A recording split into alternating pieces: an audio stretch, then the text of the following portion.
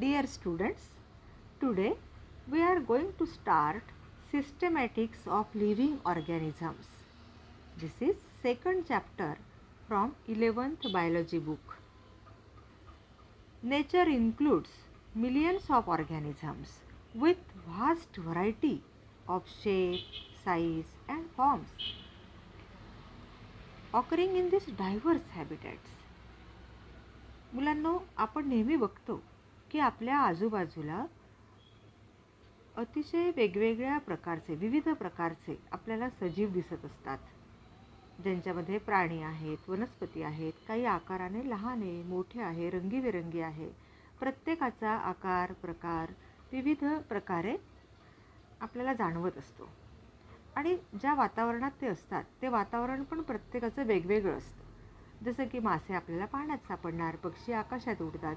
तर प्रत्येकाचं म्हणजे राहण्याचं ठिकाण, त्यांचे प्रकार, हे सगळी विविधता जी आपल्याला दिसते त्या विविधतेप्रमाणे हे सगळे प्राणी, वनस्पती, सजीव, सूक्ष्मजीव जे पण सगळे आहेत ह्या सगळ्यांचा अभ्यास करणं, त्यांना नावांसह लक्षात ठेवणं, हे तसं बघितलं तर कठीण आहे. आणि ह्यासाठी काही विशिष्ट अभ्यासाची जर का पद्धती असेल तर आपण त्या पद्धतीने अभ्यास करून ह्या प्राण्यांचं, वनस्पतींचं वर्गीकरण केलं तर ते लक्षात ठेवणं अतिशय सोपं होईल.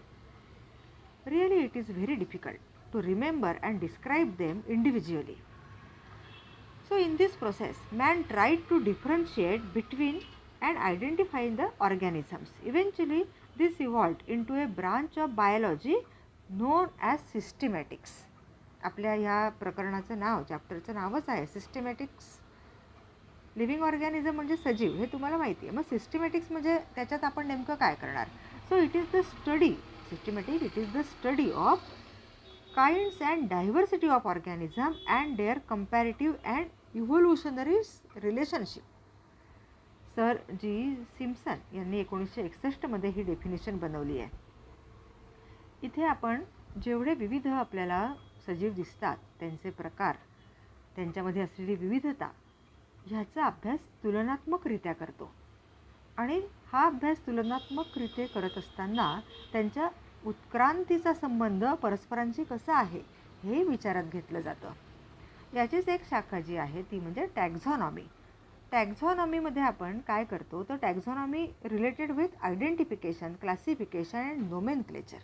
इथे त्या सजीवांची ओळख पटवून घेणं, to identify the organism, to name that organism.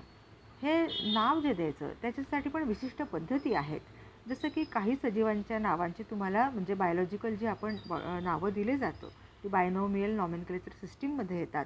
जसं की मँगोचं नाव आहे मँजिफेरा इंडिका. मँजिफेरा इंडिका हे त्याचं जे आहे ते बायोलॉजिकली असं ठेवलेलं नाव आहे. नॉमेनक्लेचरच्या अंडर अशा रीतीने म्हणजे सजीवांचं वर्गीकरण करून त्यांना नावं दिले जातात. अँड म्हणजे simply it is the arrangement by law or the rule. याच्यामध्ये वेगवेगळे टॅग्स असतात, कॅटेगरीज असतात. ह्या सगळ्याचा अभ्यास तुम्हाला ह्या चॅप्टरमध्ये करायचा आहे. हे जे तुमच्या पुस्तकातलं दुसरं चॅप्टर आहे, ह्या चॅप्टरमध्ये तसं बघितलं तर काही भाग तुम्हाला सगळ्यांना जाणीव आहे की कोविडचा परिणामा जो आपण भोगतो आहोत त्यामुळे सगळ्यावर त्याचा परिणाम झाला आहे. तर तुमचं सिलेबससुद्धा थोडं कमी करण्यात आलं आहे, म्हणून काही भाग गाळलेला आहे. त्या गाळलेल्या भागावर आत्ता आपण इथे चर्चा करणार नाही किंवा मी तिथे तो समजवून देत नाही आहे तुम्हाला. जो पोर्शन तुमचा परीक्षेसाठी गृहीत धरला आहे, ज्याच्यावर तुम्हाला मार्क मिळणार आहेत, त्याचा आपण विचार करणार आहोत. तर हे सुरुवातीचा जो भाग आहे तो तुम्ही अवश्य पुस्तकातून वाचावा. 11वीचं पुस्तक त्यासाठी विकत घ्या, त्याच्याबद्दलची माहिती मिळवा, विचारा. म्हणजे जर तुम्हाला त्याच्यामध्ये काही अडचणी आल्या तर कॉलेजमध्ये जेव्हा आपण भेटू किंवा एरवी तुम्ही विचारू शकता. हे अगदी लक्षात ठेवा. तर ह्या महत्त्वाच्या टर्म्स आहेत जसं की सिस्टमॅटिक्स आहे, टॅक्झॉनॉमी आहे. एपिडिक अँड डॉल यांनी पहिल्यांदा हे टर्म वापरली आहे की जिथे आपण अरेंजमेंट करतो लॉ आणि रूल रेग्युलेशनचं अवलंबन करून. The next one is classification. Classification, it is the arrangement of organisms or groups of organisms in distinct categories in accordance with a particular and well established plan. So here in classification we are a plan, and according to that plan we are distinguishing the organism according to their similarities and differences. So similarities and differences, it is very important for classification. The methods of classification dates back to ancient time, when Indian, Greek and Roman philosophers have contributed their might to systematize this science. Carl van Linnaeus is known as father of taxonomy.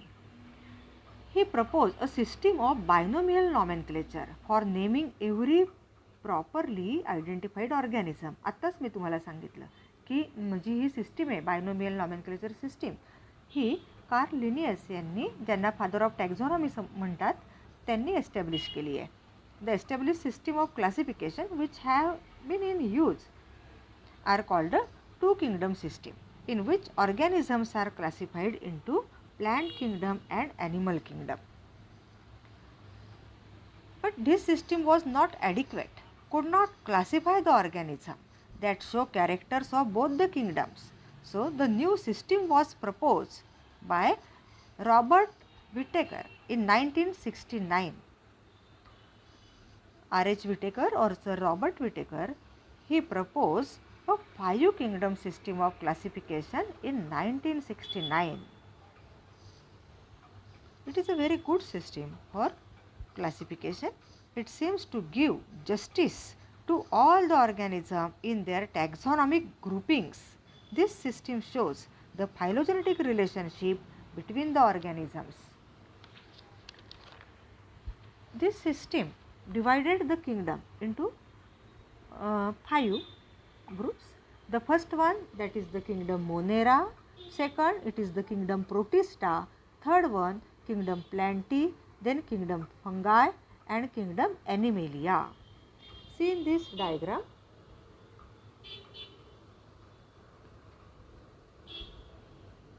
kingdom Monera, which is prokaryotic in the nature. Then kingdom Protista, kingdom Plantae, kingdom Fungi and kingdom Animalia. For this classification, for the separation of this kingdom, he used some criteria, and that criteria which is used by Whittaker is, first one, that is the cell organization. Each and every cell having some particular type of organization. It may be prokaryotic or eukaryotic. प्रोकॅरियोटिक म्हणजे काय, तर जिथे nucleus जे आहे ते वेल develop nucleus नाही, जिथे अगदी प्रिमेटिव्ह आहे, सुरुवात आहे. न्यूक्लियस म्हणजे केंद्रक, ज्याच्यामध्ये जेनेटिक मटेरियल असतं, असं जे केंद्रक आहे, न्यूक्लियस आहे, ते अतिशय सुरुवातीच्या स्वरूपामध्ये आहे, ज्याला आपण खरं न्यूक्लियस म्हणूच शकत नाही. असे जे सुरुवातीच्या एकदम प्रिमेटिव्ह नेचरमध्ये आहे ते सगळे जे आहे त्याला आपण प्रोकॅरियोटिकमध्ये गणतो. आणि दुसरा जो प्रकार आहे तो यूकॅरियोटिक. तर यूकॅरियोटिक, यू ह्या शब्दाचा अर्थ, यू ह्या शब्दाचा अर्थ होतो ट्रू. ट्रू म्हणजे रिअल, खरं केंद्रक, खरं न्यूक्लियस म्हणजे यूकॅरियोटिक. तर ह्या ठिकाणी जेनेटिक मटेरियल जे आहे ते आपल्याला रिअल दिसतं. आणि महत्त्वाचं म्हणजे अशा ज्या सेल आहेत त्या सेलच्यामध्ये मेम्ब्रेन बाउंड सेल ऑर्गॅनेल्स आपल्याला दिसतात. Cell organelles, mitochondria, Golgi bodies, हे सगळे जे आहे ते सेल ऑर्गॅनेल्स, आणि हे membrane bound cell organelles eukaryotic सेलमध्ये प्रेझेंट असतात. So according to this, prokaryotic और eukaryotic, is it primitive nucleus having primitive nucleus और true nucleus? According to that cell on the basis of this cell organization, Whittaker classified the organism in prokaryotic and eukaryotic. Then second one, that is the body organization. Here some organisms they are unicellular and some are multicellular. So according to that, unicellular it means having the single cell and multi means many. The organism having many cells, they are known as the multicellular. So on this basis again he classified the organism into unicellular and multicellular. एकपेशीय आणि बहुपेशीय अशा रीतीने त्यांचं पुन्हा वर्गीकरणासाठी विचार केला गेला. Then third one is mode of nutrition. Mode of nutrition म्हणजे अन्न ग्रहण करण्याची पद्धत. The organism is autotrophic in nature or heterotrophic in nature. Auto means self. Trophic म्हणजे स्वतःचं अन्न स्वतः बनवू शकणारे असे जे सजीव आहेत, स्वयंपोषी. आणि हेटरोट्रॉपिक म्हणजे परपोषी. The organism which can prepare their own food, they are known as autotrophic organism. And organism which can not prepare their own food, they are dependent on the autotrophs. जसं की जे प्राणी आहेत ते सगळे वनस्पतींवर प्रत्यक्ष किंवा अप्रत्यक्षरित्या अवलंबून असतात त्यांच्या अन्न ग्रहण करण्यासाठी, म्हणून त्यांना आपण असं म्हणतो की ते हेट्रोट्रॉपिक आहेत. त्यानंतरचं आहे लाईफस्टाईल. लाईफस्टाईल म्हणजे the organism they are producer, consumer or decomposer. Producer means जसं की प्लॅन्ट, वनस्पती स्वतःचं अन्न स्वतः निर्माण करतात, म्हणजे त्यांचा निसर्गातला जो रोल आहे, भूमिका आहे, ती उत्पादक म्हणून आहे, प्रोड्युसर म्हणून आहे. कन्झ्युमर म्हणजे त्याचा ते जे उपयोग करतात असे आपल्यासारखे सगळे, म्हणजे जे प्राणी आहेत जे वनस्पतींचा अन्नासाठी उपयोग करतात, वनस्पतींना कन्झ्युम करतात, all they are the consumers. आणि प्राणी आणि वनस्पती मेल्यानंतर, त्यांच्या डेथनंतर त्यांची बॉडी तिचं जे डिकेइंग होतं ते डिकम्पोझर्स करणारे जे ऑर्गॅनिझम आहे, म्हणजे असे जे सूक्ष्मजीव ज्याच्यामध्ये बॅक्टेरिया, मायक्रोब्स, फंगाय असे सगळे जे ऑर्गॅनिझम्स आहे ते म्हणजे डिकम्पोझर. तर अशा रीतीने ह्या 4 गोष्टींचा म्हणजे cell organisation, body organisation, mode of nutrition and lifestyle याचा विचार करून ह्या क्रायटेरियाप्रमाणे विटेकर यांनी 5 किंगडम सिस्टीम बनवली. Now see in this diagram flow chart. Here the organism mainly divided into prokaryotes and eukaryotes. Monera first kingdom हा कशाच्या अंडर येतो, तो prokaryotes. Eukaryotes again they are divided into unicellular and multicellular. So the organism which are unicellular and eukaryotic all they are come under protist. तो second kingdom is protista. Then multicellular with cell wall and photosynthetic in the nature they are the plenty. सगळ्या वनस्पती कशा आहेत, स्वतःचं अन्न बनवणाऱ्या, photosynthesis करणाऱ्या and having the cell wall. At the same time multicellular, eukaryotic in the nature. And another one non photosynthetic but having the cell wall, they are known as the fungi. इकडे अजून एक group आहे जो multicellular आहे, eukaryotic आहे, but without cell wall, and that group is the Animalia. इथे बाजूच्या आकृतीत तुम्ही चित्रांसह बघू शकता. तिथे तुम्हाला प्रोकॅरियोटिक म्हणजे मोनेरा आणि त्याचे काही एक्झाम्पल्स दिलेले आहेत. कॅरियोटिकचं महत्त्वाचं एक्झाम्पल म्हणजे बॅक्टेरिया त्याच्या अंडर येतात. त्याच्यानंतर मोनेराचं एक्झाम्पल, त्यानंतर प्रोटिस्टा. तुम्ही बघा इथे चित्रात दिसतात ते. पुढचा आपण आता ग्रुप बघणार आहोत, म्हणजे आपण आता बघणार आहोत सायलेंट फीचर्स ऑफ 5 किंगडम्स. सगळ्यात पहिला किंगडम आपण आता बघूया, that is the first kingdom, kingdom Monera. The organisms come under the kingdom Monera. They are unicellular prokaryotic organism. At the same time they are microscopic. अतिशय सूक्ष्म असतात, single पेशीने म्हणजे एकपेशी असतात. प्रिमेटिव्ह टाईपचं न्यूक्लियस असतं, जसे की like bacteria. They are omnipresent, सर्वत्र आढळतात आपल्याला, सगळ्या ठिकाणी ते प्रेझेंट असतात. Majority are heterotrophic in nature, few are photoautotrophic or chemoautotrophic. Heterotrophic महत्त्वाचे आहे, पण म्हणजे दुसऱ्यावर अवलंबून असणारे, but at the same time they are photoautotrophic also and chemoautotrophic also. Photoautotrophic म्हणजे स्वतः सनलाईटच्या मदतीने म्हणजे प्रकाशाच्या मदतीने जे आपलं अन्न बनवतात ते म्हणजे कसे फोटो ऑटोट्रॉपिक. आणि असे ऑर्गॅनिझम की जे केमिकल रिॲक्शन होत असताना जी एनर्जी बाहेर पडते त्या एनर्जीचा वापर करून आपलं अन्न बनवतात. The organism which are using energy which is evolved at the time of chemical reactions. The organism which are using this released chemical energy at the time of chemical reaction, they are known as chemoautotropic. And the organism they are using the light energy for preparation of their own food, they are known as the photoautotropic. Again, well defined nucleus is absent.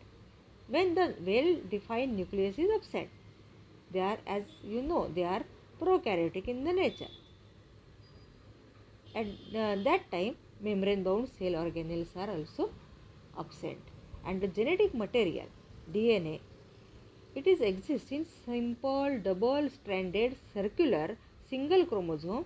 It is known as nucleoid. Plasmids are often present. Cell wall is made up of peptidoglycans. Here, peptidoglycan is a polymer of sugars and amino acid. Again, membrane-bound cell organelles are absent. Mode of reproduction is sexual or with the help of binary fission or budding. Asexual mode of reproduction is very commonly observed, but sexual reproduction is very rare. When sexual reproduction is there, then it takes place with conjugation method. Morphologically, these bacteria are categorized into 4 groups. Here in diagram, see the spherical shaped bacteria, they are known as coccus. The rod shaped bacteria, they are known as bacillus, comma or kidney shaped bacteria, they are known as vibrio, and a spiral shaped bacteria, they are known as spirillum. Again, on the basis of evolution, bacteria can be classified as archibacteria and eubacteria. Here, these archibacteria differentiated from other bacteria on the basis of their different cellular features. These bacteria are mostly found in the extreme environment. Hence, they are termed as extremophiles. अतिशय वेगवेगळ्या प्रकारच्या extreme अशा म्हणजे उच्च कोटीच्या इन्व्हायरमेंटमध्ये, पर्यावरणामध्ये हे bacteria आपल्याला सापडतात. They are found in a variety of places from volcanic craters to salty lakes and hot springs. म्हणजे जिथे उष्ण पाण्याचे झरे आहेत किंवा जिथे अतिशय खाऱ्या पाण्याची तळे आहेत, तलाव आहेत, अशा ठिकाणी पण, किंवा जिथे व्होल्कॅनो होतो, ज्वालामुखी वगैरे, अशा सुद्धा भागामध्ये म्हणजे अतिशय वेगवेगळ्या वातावरणामध्ये हे सापडतात. And their ability to withstand with such hostile environment speaks to their capacity to survive in severe conditions, very severe conditions. Bacteria that can withstand high salinities, म्हणजे अतिशय खाऱ्या अशा वातावरणामध्ये राहणारे जे बॅक्टेरिया आहेत त्यांना म्हणतात halophiles. While those that withstand extreme temperature, they are known as the thermophiles. A very common example of methanogenic bacteria found in gut of ruminants. Ruminants म्हणजे काय, तर असे जे म्हणजे ज्याला आपण रवंथ करणारे प्राणी म्हणतो ना, गाई म्हशी वगैरे असे, तर अशा प्राण्यांच्या शरीरामध्ये सुद्धा हे बॅक्टेरिया आपल्याला दिसतात. These bacteria help in production of methane in biogas plants. तर अशा प्रकारे म्हणजे अर्ची बॅक्टेरिया जे आहे ते अशा प्रकारे त्यांचं वैशिष्ट्य आपल्याला दिसतं. दुसरा जो टाईप आहे that is the eubacteria. Eubacteria म्हणजे true bacteria. These are commonly referred as true bacteria. त्यांची सेल वॉल जी आहे, the cell wall is made up of peptidoglycan. They are found as autotrophs and heterotrophs. म्हणजे ते स्वतःचं अन्न स्वतः बनवू शकतात किंवा दुसऱ्यावर अवलंबून असतात. परत त्याच्यामध्ये जसं मी म्हटलं तसं की ऑटोट्रॉप जर असतील तर ते फोटोसिंथेटिक म्हणजे फोटोसिंथेटिकच्या ह्याच्याने करणारे. त्याचे उदाहरण जे आहेत ते आहे क्लोरोबियम म्हणजे ग्रीन सल्फर बॅक्टेरिया, क्रोमॅटियम हे एक आहे. त्यानंतर केमोसिंथेटिक म्हणजे सल्फर बॅक्टेरिया काही आहेत ती उदाहरणं. These are mostly multicellular and filamentous forms living. They are living in fresh water. Their body is covered by mucilaginous sheath. बघा आता पाण्यामध्ये ते राहणार, तर ती पाण्यामध्ये राहून त्यांची बॉडी डिके व्हायला नको म्हणून एक श्लेष्मल असं आवरण त्यांच्यावर असतं, त्याला म्हणायचं mucilaginous sheath. The body is covered by mucilaginous sheath.